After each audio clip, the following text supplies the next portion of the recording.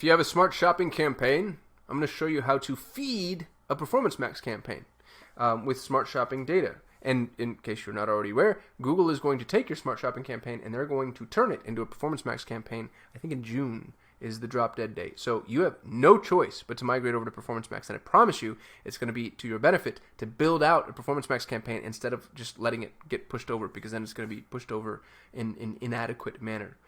Shout out to Leandra for coming up with this strategy, and then to Glenn for bringing it to my attention. Here's a smart shopping campaign.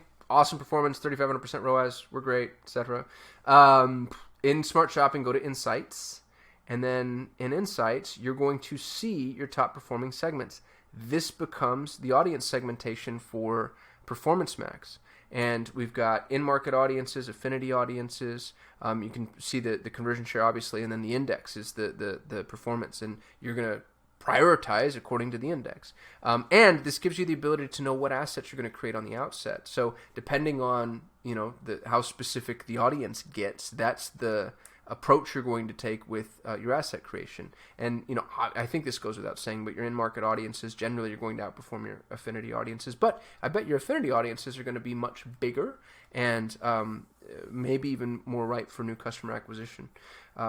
So if you don't know where to go from an audience perspective, use your existing smart shopping campaign, hop into the audience insights, and that's the beginning of your Performance Max campaign.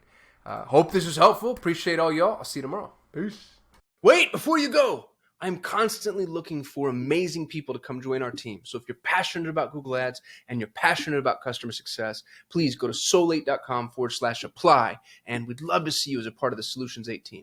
Also, if you like this video, give us a thumbs up. It lets the YouTube algorithm know that we actually know what we're doing.